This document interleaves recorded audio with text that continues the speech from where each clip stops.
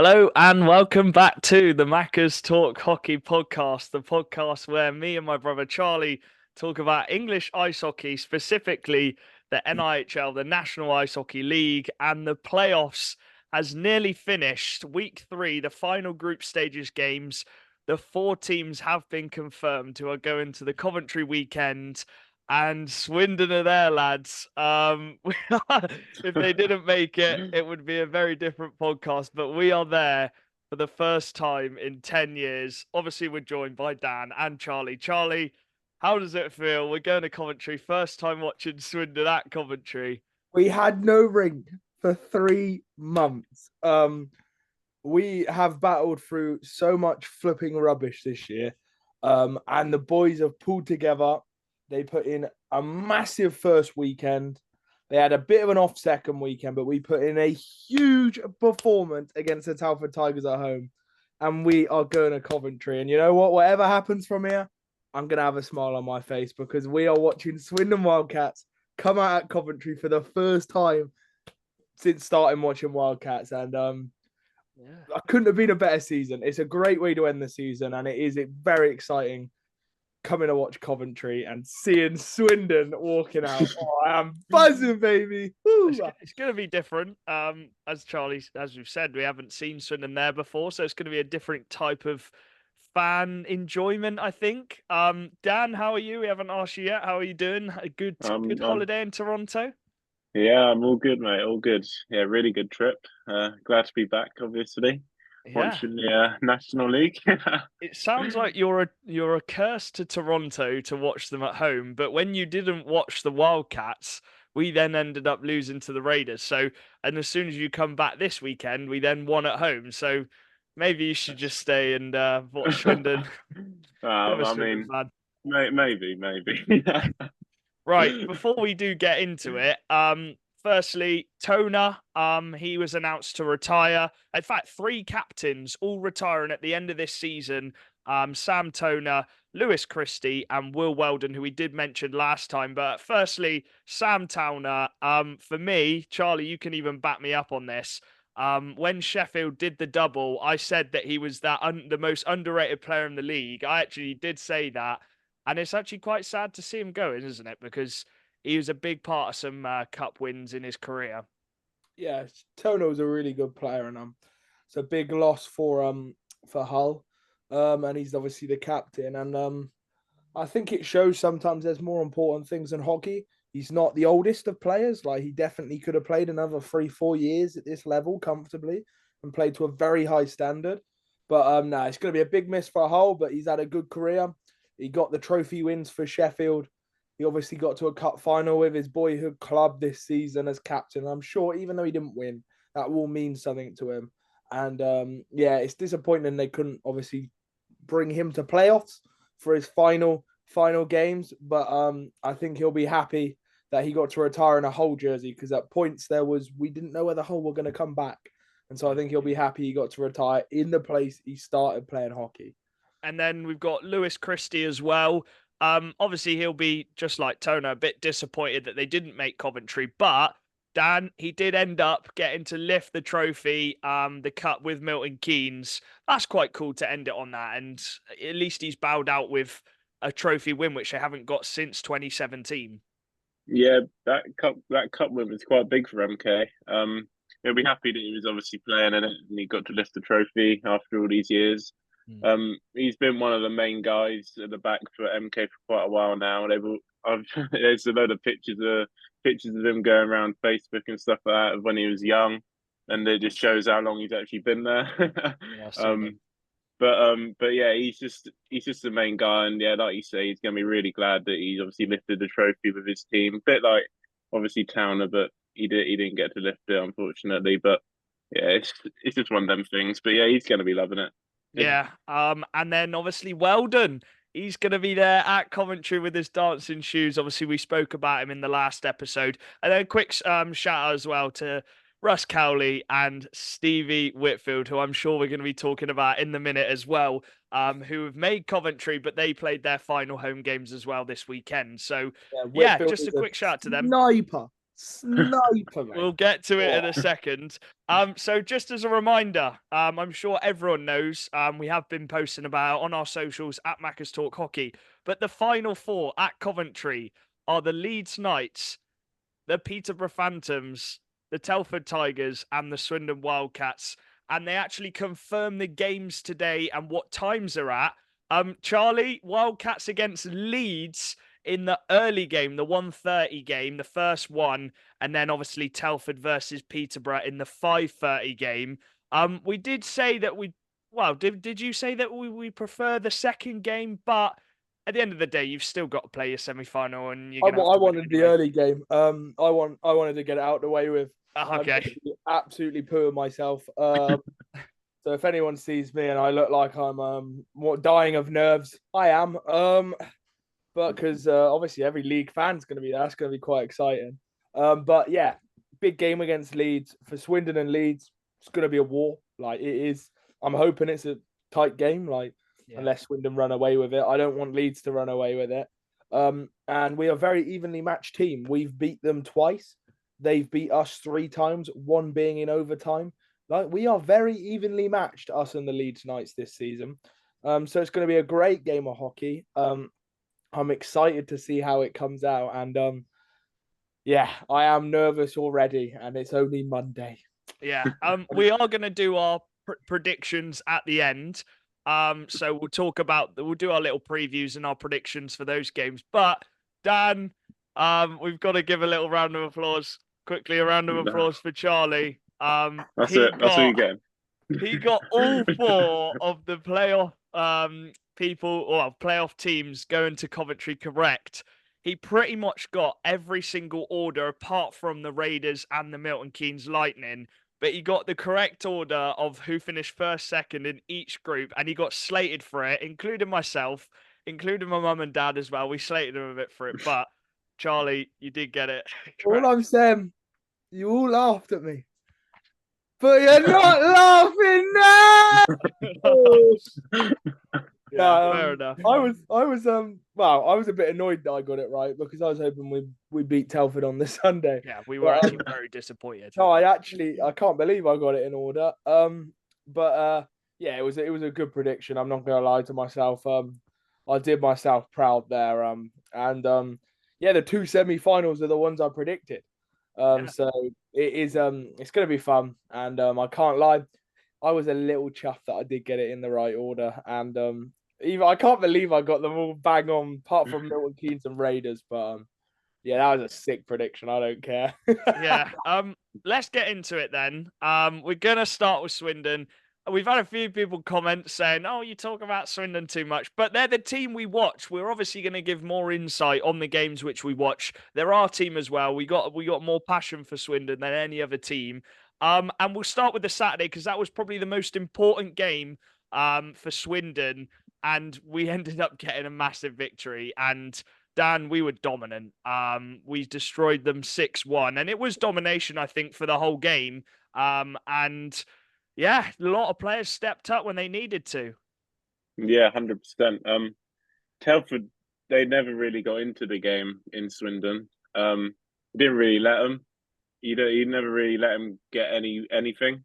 They scored the goal, and they didn't even get any momentum from that either. It just sort of cancelled out again. But I've said it all season. Swindon are a very, very good team at home. They do take a lot to beat Swindon. And that's what they'll be wanting. They'll be wanting to make that home rink a fortress. Especially through playoffs is really important. Yeah. Obviously you lost against Raiders, but you won the big games at home, and that's what you wanted. Yeah. But yeah, Telford, they'll be a bit annoyed from Saturday, but obviously they answered back on the Sunday, so they won't be too annoyed, and they still made it to Coventry. Yeah, and they topped the group as well. We'll get to the Sunday bit in a bit. But Charlie, a lot of key players stepped up. Reed actually got robbed of a hat-trick.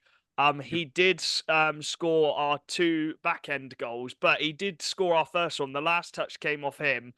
So I feel a bit bad for him there. You were actually going to throw your hat on the ice, weren't you, Charlie? But it didn't get announced as a hat-trick, which was frustrating. But he stepped up. He scored 2 big goals, but he wouldn't have scored them goals without Colby, and this was definitely Colby Tower's best playoff game, wasn't it? Yeah, we were a wagon on that Saturday night. I want us to keep playing like that, because when we play like that, you've got to play very, very good to beat us. All three lines were rolling. Colby had his best game of the playoffs. Reed got on the score sheet. Gale got on the score sheet.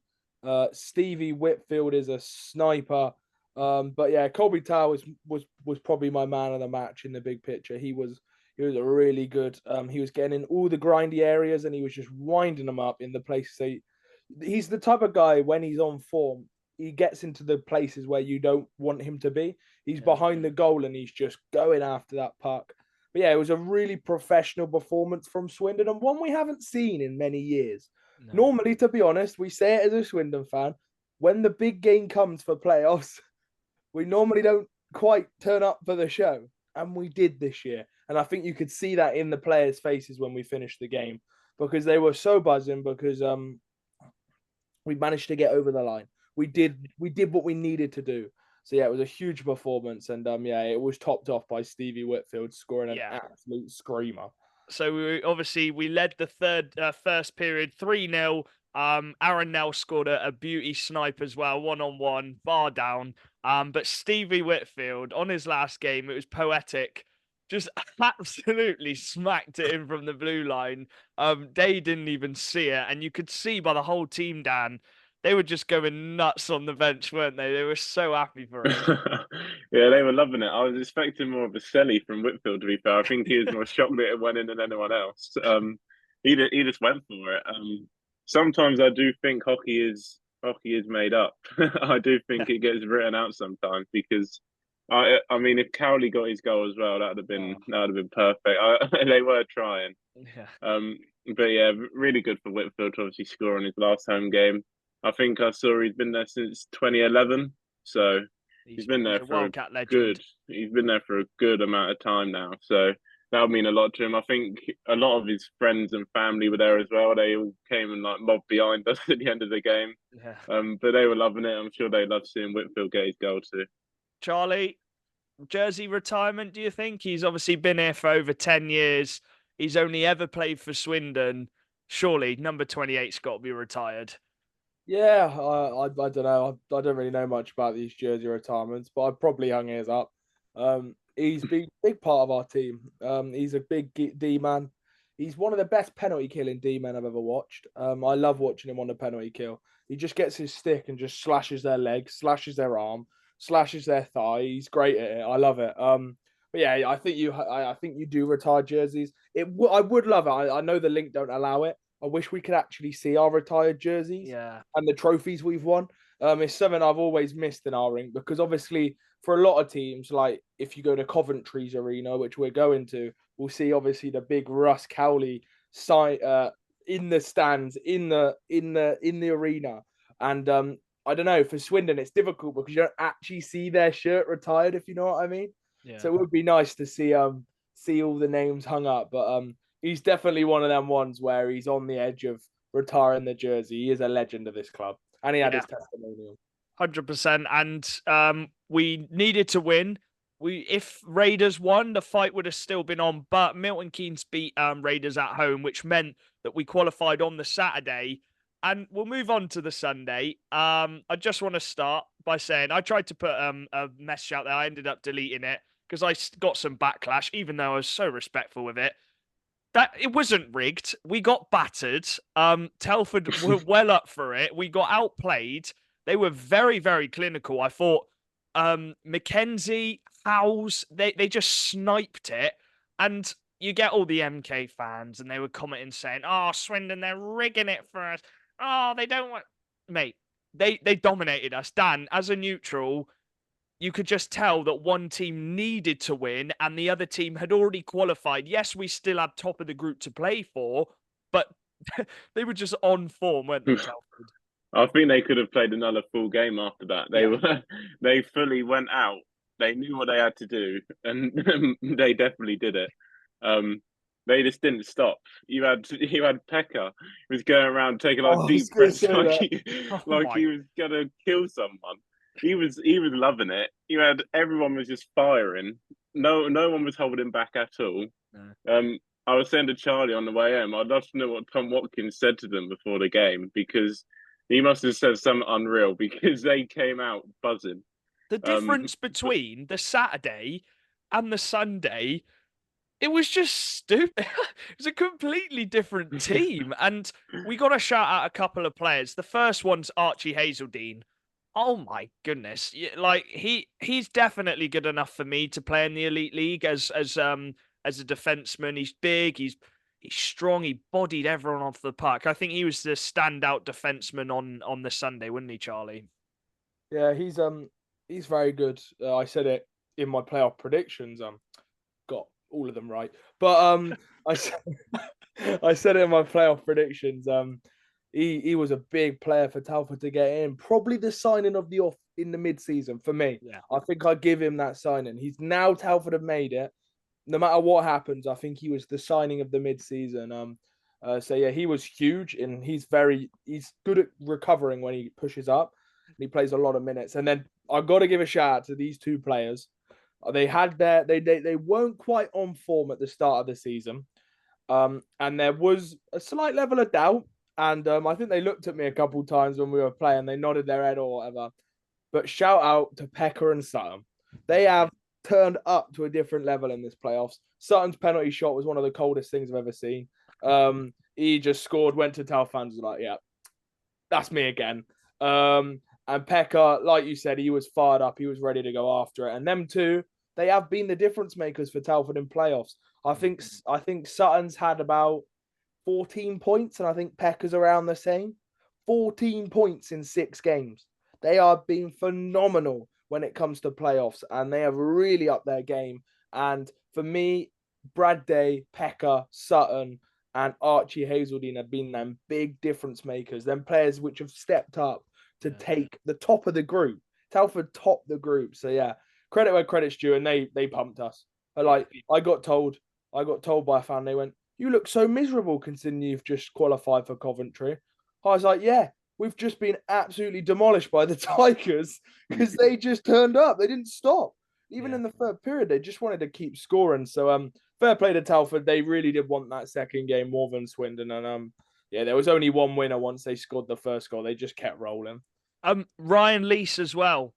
16 years old. I know he had a cage on. I assumed he was 17, nearly 18. Dan, he's 16 years old. He was playing second line defenseman because Nick Oliver wasn't able to play. What? 16 years old? Like, he proper stepped up, and it just shows how much trust Tom Watkins has in those youth players.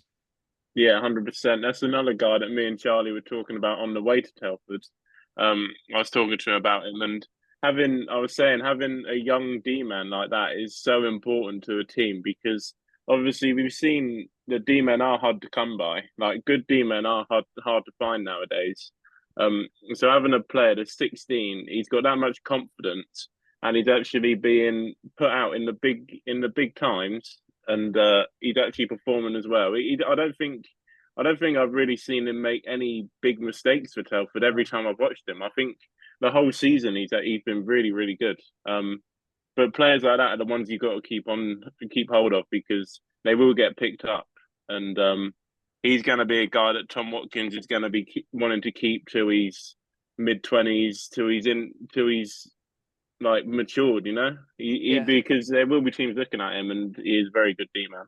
100%. What Tom Watkins is best at. Tom Watkins is best at getting the best out of players. You look at players like Smith this playoffs. He's really stepped up his game. Harry Ferguson's been crucial. Their D pairing, Deacon Fielder was good on the Sunday night. Who's the guy who plays next to him? Jake Price has taken his game to another level this season. Tom Watkins is so good at getting the best out of every single player on his roster when they need the best out of them. And there's a reason. And he got a shout out before the game. Jack, you can mention about that, because Tom Watkins is a Tigers legend, isn't he? Yeah, so I think he just reached the 740 game mark as a coach for Telford. They've won 4 league titles, 5 trophies. This is their 3rd playoffs in a row. And you'd say the last 2 seasons, you would have written them off in terms of actual team-wise. Last season, you probably would have predicted MK to go through. I know Charlie's predicted Telford to top the group this year, but the top two teams in Swindon and MK, those are the favourites to go through. They didn't. So it just shows what Tom Watkins can do with the team. And it's not all about having the best individual players. It's about having a team which can play as a team. And I think he's done that perfectly. As for Swindon on the Sunday, again, it was not rigged. You really think we'd get rigged and get battered and embarrassed? No. We just didn't turn up. Well, didn't turn up. We got outplayed. We didn't look as up for it, I guess, as the Saturday, because you're already through. And I think that's all we need to say on it, really. And we can't play like that next week. And I'm glad that we'd already qualified, because if we'd have played like that, needing a point, then that would have been a bit. Ooh. You say as it is, right? From a player's point of view, do they really care who they play at Coventry? Not really. They'll back themselves to beat whoever. And the main goal of a game like that, when you're already qualified, is don't injure anyone and make sure you go into playoffs fully fit. Look at Leeds. They played their backup goalie, Harrison Walker. Look at Peterborough. They played their backup goalie when they could have topped the group. Like, every team who had already qualified, Leeds, Peterborough and Swindon, all ended up putting their backup in at some point of the game. They maybe didn't play their top players as much as you can. When you qualify for Coventry, you just want to make sure your players, you just want to make sure your players are as fit as they possibly can be going into playoffs.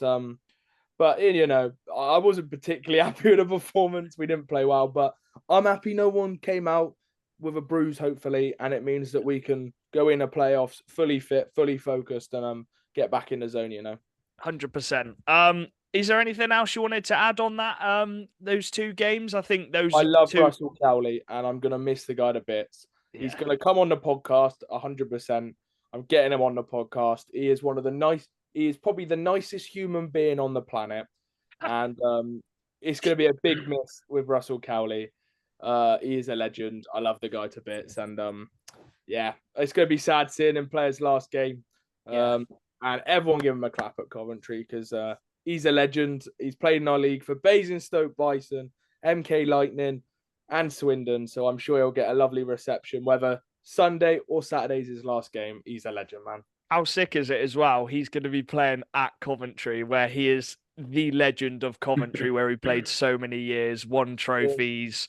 Like, he's an all-timer. So that's going to be so good for him. Telford and Swindon deservedly the 1-2. Let's move on to the other two. That is the Raiders and the Milton Keynes, who didn't make Coventry. The first night, Milton Keynes, 7-3 victory. Herman stepped up. He got a couple. Rutkiss scored as well. Hamill and McEwen, I think, linked up for a couple goals, which was really good. They did the first part, but they lost on the Sunday. They didn't even need Swindon to have to win, because they lost on the Sunday anyway. And it's just been a poor playoffs. I think that's the only way to put it, Dan. They lost the first three. You can't really expect to try and make playoffs when you lose your first three games, and they ended up losing the last one as well. Yeah, that's what I mean. So, like, they didn't put themselves in a good position at the start anyway. Obviously, they managed to get that point in the first game. They would have been wanting to win that second game, because obviously to answer back.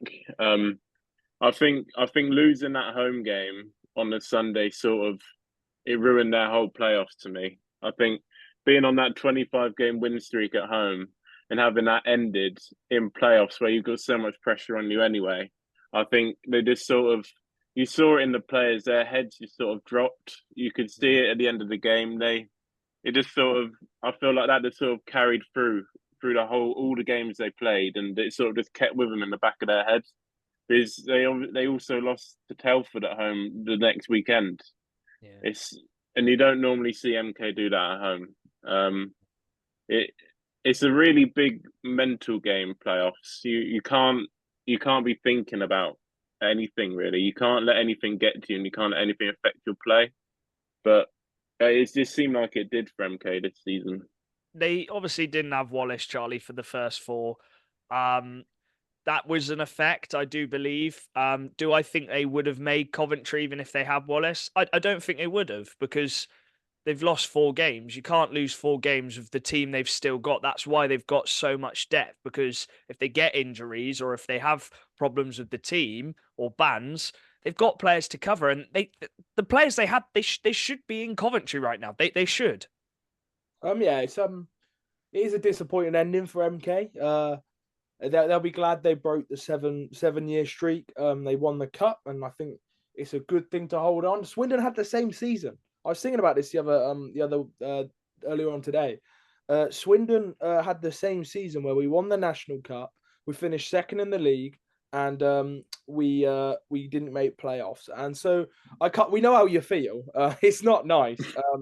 And a part of me does feel a little bit sorry for him. It's a tough way to end the season. No one enjoys that.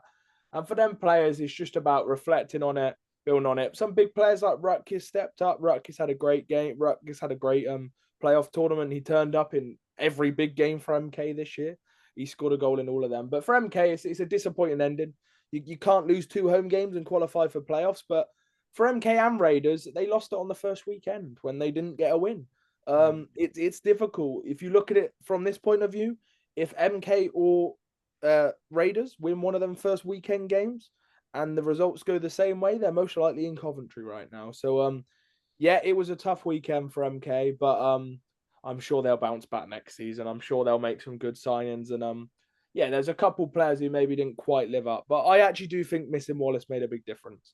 I think missing him as a coach made a huge difference for them, and I think if they had Wallace, it would have been a bit harder to beat them, because he's such a good player, and yeah, he makes a big difference. There was a bit of a social media meltdown. I know a lot of fans were putting some stuff in their supporters club, which I don't agree with. If you're bantering them and doing that, it's a supporters club for their fans. But I do agree with banter between clubs. And this is what I'm going to say. I think the MK fans should still go to Coventry. I don't think you should sell your tickets. I know they're going to bring so many anyway, but if you're thinking about selling your ticket because MK aren't there, trust me, it is still one of the best weekends. Me and Charlie, for the past 4 years of going to Coventry, obviously one was cancelled with COVID, but the 4 times we've gone, it's been the weekend we've been looking forward to every single year. Even if your team's not there, it's such a good laugh. You're watching hockey, you're watching good quality hockey, and you're watching 4 teams just give it their all. Yes, it's rubbish that your team's not there. Yes, your expectation would have been for Milton Keynes to make it, but honestly, please do go, because playoffs wouldn't be the same without the MK fans, because we know they're the loudest. We know they bring the most. So I actually do want a lot of MK fans to go to Coventry, and you can support against Swindon, because that's all part of the fun. We supported against you when you played Sheffield in the final, so you can go and support Leeds and hope that Swindon get knocked out, because that's all part of the fun. And me, Dan, and Charlie love having banter. We have banter with so many fans which we speak to. The only bit we don't like is the toxic stuff online, and you get the Muppets online. I say how it is. It's disrespectful when you swear and you call fan bases all these horrible words. I'm not interested in that. And I want to say this now. If any MK fans want to have a pint with me, I'd love to have a chat with you guys. Be a good laugh. Yeah, we don't want you to win, but I do enjoy having a chat with everyone. And if any fans who listen to the podcast or whatever, you're a good mate in my eyes. If I'm around, say hello, have a chat. I'm sure Jack's the same. Ideally not before Swindon playing. I will be pooing myself. But yeah, I'd love to have a chat with anyone at Coventry, anyone who's there. It will be good to say hello to you guys. Give us your opinions. Tell me what you think of all the players we've talked about. And yeah, Coventry's the best weekend of the season. It is a good, fun banter, and I'm sure there's going to be some funny jokes on at Coventry, and I'm sure there's going to be some fun chants. So yeah, I'm still putting myself over the Now Classico. I'm going to put this out there as well. I've told myself I'm not good. If Swindon do lose in that semi-final, I'm not going to let it ruin the rest of the weekend, because it is still such a good laugh. So if I even think about looking down or being a bit moody, Dan, tell me you're not allowed to be moody, because it's playoffs. And even if we don't get there, yes, I'll be disappointed. But it's still a good laugh. And we'll definitely be going out for drinks on that Saturday night. I'll probably be in the Spoons on the Friday. Yeah, we're going up on the Friday, aren't we, We'll have Charlie? a good laugh. Yeah, like I said, it'll be cool to chat to you. No buying damn pints. He only drinks Pepsi Max. Yeah. There we go. Not too much Pepsi Max though, just water. That's fine. Yeah, that's a story for another time. But no, I'm excited for Coventry. I'm excited to see all the fan bases. It was cool going to Raiders and chatting to so many Raiders fans. So yeah, it's gonna be a fun weekend. I am excited. But yeah, I thought we had to say that because we're not against any team. Yes, we have banter and rivalry with some teams and some fans, but I don't think me and Charlie have ever taken it too far. We don't use bad language online because I don't think that's very nice. So yeah, that's out the way. As for Raiders, they had a really tough start, as you said, Charlie, losing the first two, but 3 wins out of the last 4 games. That is a bit of a positive in a tough group. I know they're going to be disappointed, but they got a nice home win on, in front of their home fans as well in the last game of the season, which is always nice to see. Oh, yeah. No, Charlie, you going to ignore me? We're going into Dan. Dan hasn't spoken a while. TJ Anderson's sick at hockey. On to you, Dan. Yeah, Dan, go on. Charlie obviously is in his own world, but yeah, still, that's a nice way to end it. And I'm sure they're going to be even stronger next season because this season has been quite difficult with the amount of players leaving, injuries, the import situations. Yeah, it's sort of a good way to end their season in front of their fans, obviously getting that win. Next season, in the off-season, they'll be looking at a lot better recruitment, I think. Yeah. I think they'll be, especially in the imports, they'll be recruiting a lot better. I think a bit of that wasn't even their fault. I think it was just sort of bad timing. But like I say, it's not a bad way to. They've had a good season. I wouldn't say they've had a bad season. Obviously, making playoffs again, that's always good. They would have wanted to make Coventry again, but there's obviously some teams have got to miss out. Yeah, only 4 teams can get there. Exactly, that's hockey. But yeah, a lot of times. next season they'll be definitely looking at even higher. I think they have really high expectations in that team, and they won't want to let the fans down because they've got a good fan base. Sometimes they get a bit of stick for the way they act, and I get why, but they're passionate. That's all that matters. Yeah, as we said last week, if you haven't watched last week's episode, we bumped into so many nice Raiders fans. So yeah, that was nice. Let's move on to the other. Anderson. What a guy. Yeah, really nice guy. Let's move on to the other group then. And this was a massive clash between the whole Seahawks and the Peterborough Phantoms, and the Peterborough Phantoms come out on top. And it was a thrilling game on that Saturday night in Hull. And fair play, Slava and the Peterborough Phantoms, without some players due to injuries, without some players due to bans, they still got it done in a place which is quite difficult in Hull. And it was that man, Charlie. It was that man. We've talked about him a lot on the podcast. Mr. Luke Ferrara popping up with the overtime winner to send them to Coventry. I haven't actually seen the highlights for that. I really do hope I want to see his selling. Yeah, That's really all I want to see. But yeah, just to add on to that, fair play, Phantoms. Losing Sisters 6-game ban, which we didn't mention. Oh yeah, 6-game ban for the cross check. But fair play, Phantoms. No Brad Barron, no Duncan Spears, no Cyrus Ennis, and no Sisters against a full-strength Hull team, from what I know. Yeah. Hats off. To be honest, Phantoms fans said it. They didn't have a good regular season. They were very inconsistent. They were not on good form going into playoffs. But Slava finds a way. The best coach, one of the best coaches in the league. And who says Slava hockey's boring? 6-5 overtime win, Luke Ferrara in Hull.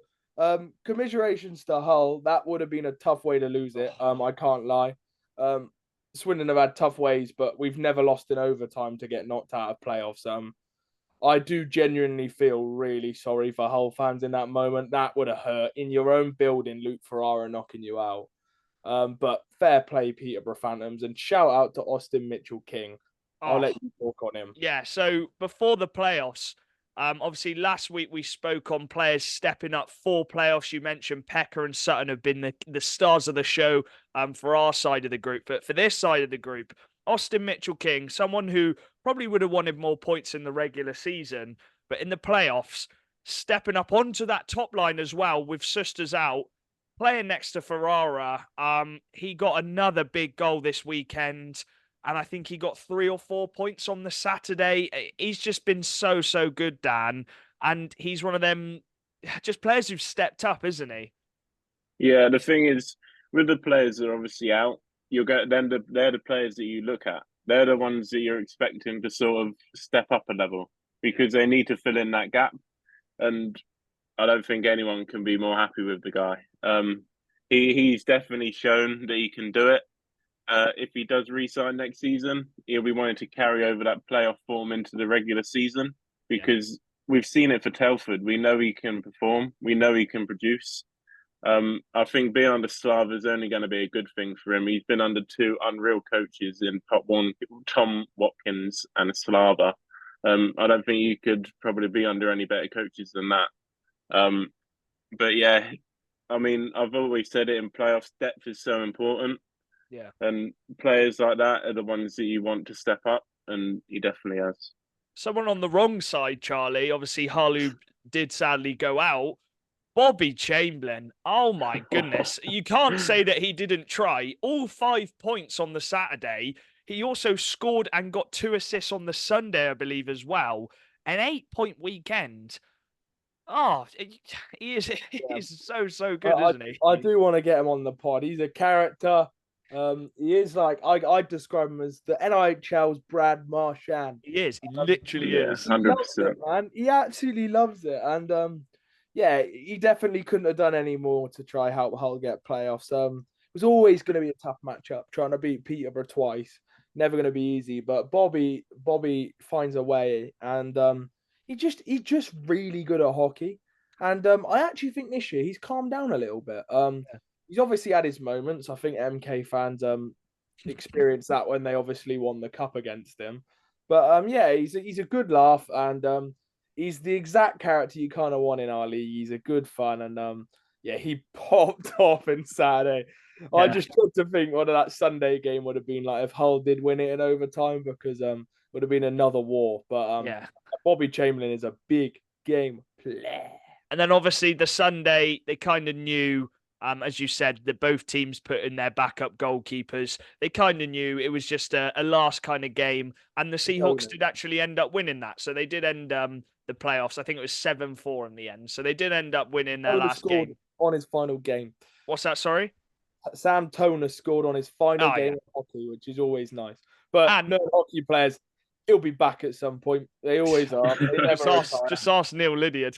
Half of these players who retired, I still don't fully believe they're going to go. Give it a season, even half a season, and they'll sign a half-deal contract. Like they'll be itching to come back. Max Mabrea, Lydiard, Christie will be back at MK halfway through next year. All of them, they always come back injury cover, or just they want to. Oh, they're always back, aren't they? Yeah.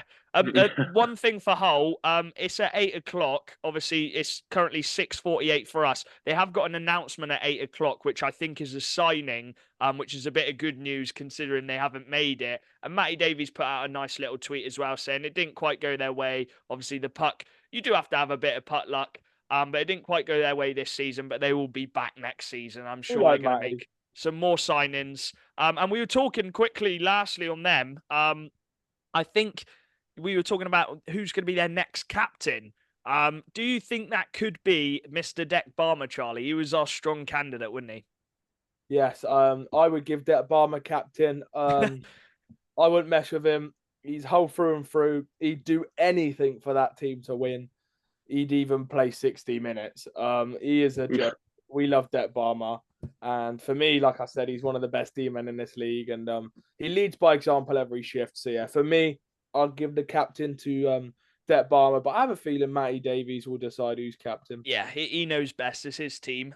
Moving on to the last one. And the Leeds Knights, 11 out of 12 points in the group stages, only losing on penalty shots, which me and Charlie think should be scrapped anyway in the playoffs. We're not going to go into that. And that's why I feel a bit bad for Hull as well, because it was a 3-on-3.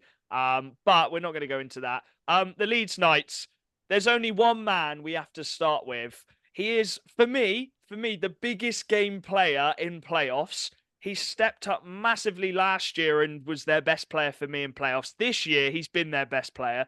Jake Witkowski, 4 goals across this weekend, a hat-trick on the Saturday, I believe. Dan, wow. For me, he's like from watching the playoffs last year, Jonathan Marchessault. He reminds me a bit of him. He just loves playoffs. He just seems to turn up, play playoffs, and win it. He's going to be loving it. He's going to be loving it. Obviously, doing it with Leeds again. He's going to be trying to get that trophy once again back in Leeds. A back-to-back playoff trophy for the guy. But yeah, he normally in Leeds you sort of look at Kieran Brown and stuff like that, but Witkowski has been the best player on that team through playoffs. Yeah, Charlie. Obviously didn't have him at the start of the season. He came in mid-season. He still has really, really good stats for a regular season, but the playoffs he just turns it on. I think that's the perfect re-signing, really, mid-season, knowing that you're going to be going to playoffs and you're trying to retain it. Yeah, he's a good player. He's got good hands. And I was saying to Dan in the car, with Leeds' imports, they kind of only need playmakers because all their Brits are sick at shooting. So that's what Witkowski does. He's also pretty good at top shelfing as well. So yeah. Leeds are a wagon. Yeah, I'm terrified to. No, I'm not. But it'll be an exciting game to play them. So, I as a fan, I like the fact we're playing the reigning champs. That excites me. I want to play the best. I want to watch the best hockey games. You know, they are favourites going into it. They seem like they are locked in. They went behind twice against the Bees on the Sunday, knowing that they're probably going to be already through because the Phantoms were losing, but they still come back and win that singular game, Dan. And they probably, they probably weren't at their best. They're locked in for playoffs, and I'm sure they're going to give Swindon a really, really, really, really good game. Yeah, 100%. Obviously, teams don't want to play them, but at the end of the day, if they're the favourites, they're obviously going to be in the final, so you're going to have to play them anyway. You're always going to have to come up against them. If they really are that scary to play against, then surely they'll be in the final, right? Yeah. So you're going to play them. They're going to put on a show, but I think it's going to be. I don't think Leeds are going to get it as easy as they did before. I think there is again going to be another shock in Coventry. I think there will be. This league has been full of shocks all season, so it wouldn't surprise me if there was another one left in Coventry. I'm really excited to watch the games. To be fair, I've loved the season watching all these teams play. So but yeah, Leeds. I think. They're not going to change anything. I don't think they're just going to go from what they did last year and just be like, right, let's do it again. Why Charlie, not? Well, actually, let's move on to it. We're talking about it. We finished talking about the final weekend. The preview then. Leeds versus Swindon. Telford versus the Phantoms. We'll go with the Leeds Swindon one first. Charlie, you read out it earlier. 2 wins for Swindon, 3 for Leeds, but 1 was an overtime. We've seen a 1-0 win for Swindon, but we've also seen a 9-7 win for Leeds in that bonkers game. I do think there's going to be goals because both teams are going to be looking to put on a show, and there's always goals at Coventry. How do you see this one going? Because you are the... Whoa. You've got to leave the best predictor till last. Get Dan first. Okay, we'll go with Dan first then. How do you see this one going? Then I'll give my one, and then Charlie can give his. Something tells me it's going to be an overtime. Something tells me, it's going to be like that game that we saw in Swindon when it went to overtime. It was 2-1 in overtime. I just feel like we're going to get a game like that. I think both teams are so good at cancelling each other out, and I think it's going to be such a tactical game that no team's going to want to make a mistake. You know what I mean? Because the other team will cost you for it. It's going to be so good to watch, so tactical, 2 really good coaches, and I can't wait. Okay, I'm gonna have to push you for an answer, Dan. You're gonna have to Oh, give we'll me have to do a something. winner. Yeah. Okay. I think Leeds are going to win it, but it'll Okay. be very, very tight. No, that's Very fair enough. tight. Yeah, right. I am going to say exactly the same as you. I think it's going to be very tight. I think this one is going to go in the way of the Swindon Wildcats. I'm going to be confident. I think that we can try and push them in spurts, in spells. We made the most of that 5 to 6 minutes against Telford on the Saturday, where we scored 3 in about 5 minutes. So maybe I'm going with my heart because my heart really wants Swindon to win it. We've matched against them really, really well. I actually said before the playoffs, Charlie, I don't know if I said it on the pod, I would rather play Leeds than Milton Keynes at Coventry because I think we just match against Leeds better. It's going to be 3 lines against 3 lines which are just deadly. I'm going to go Swindon. I'm going to go Swindon 5-3 if I have to give a scoreline. Charlie, off to you. All right, here we go. Yeah, it's exciting. It is exciting.